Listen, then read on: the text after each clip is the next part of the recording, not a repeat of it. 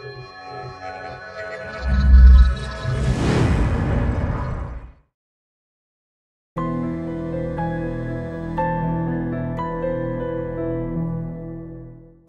this is Alex Lepkes from Audio-Technica, and we're here at Pro Light & Sound in 2017, and I'm holding here our famous AT5040 studio microphone. We just received a new addition into our line, which is right next to me, which is the 5047.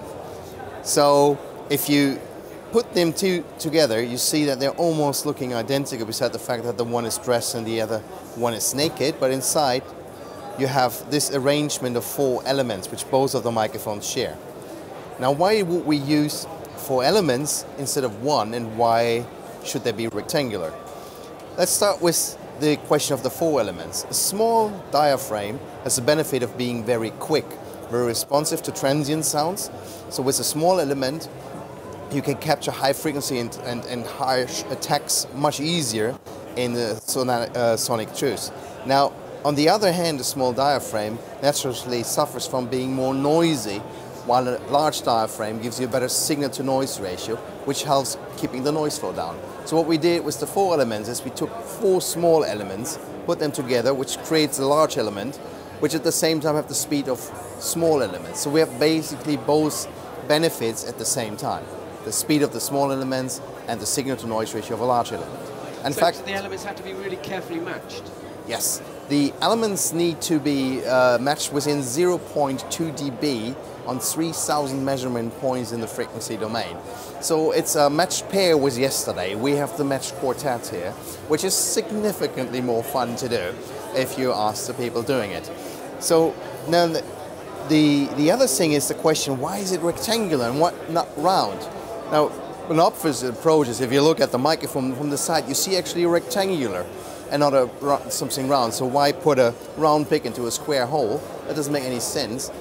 But there's another reason. If you think about a round diaphragm that would have one distinct diameter, and this diameter is a resonance frequency. It's equivalent. It's like a guitar string, and it's swinging on one tone. And you get a lot of harmonics on that. That means that this microphone tends to have some tones and some frequencies which stand out like a resonance longer in time. So you get a sound event and they swing out. You don't see this on the frequency response curve because that's just a snapshot of a moment. But in time domain it is not. Now with a rectangular you have 2 different dimensions. You have a height and a width. In fact, we have even more, because if you think about that one as a sheet on your bed, when I do my bats, in the corners I have little tiny wrinkles, and there are none here obviously, because they know how to do it. The trick is there is different tensions for different layers here. So basically it's an infinite amount of numbers of different resonance frequencies next to each other, like on a harp, if you like. Now with having an infinite amount of different frequencies ringing or resonating, you actually don't have any.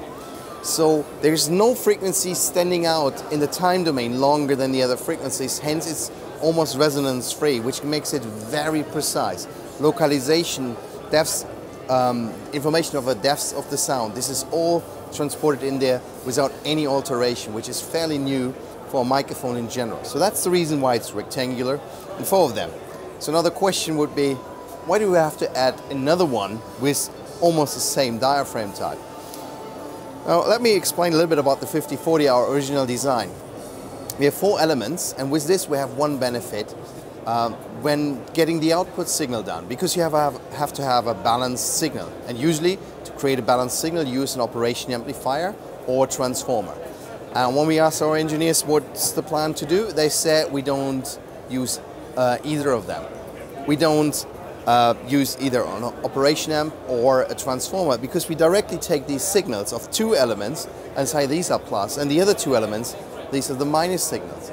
So with this we have a kind of a mechanically balancing. Now that sounds great, actually it is. It's very pure, it avoids noise, it avoids distortion, it avoids so many negative things.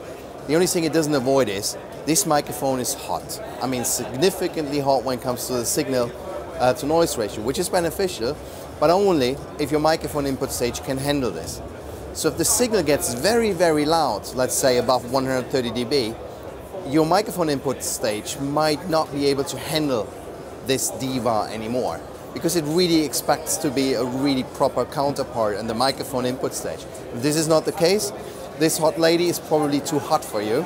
In this case, you would use the new 5047, because what you see down here is a transformer couplet. So what we did here, we added a transformer to the design to tame down the signal. We bring down the sensitivity, and at the same time we increase the impedance to get a more easy matching for any kind microphone input stage.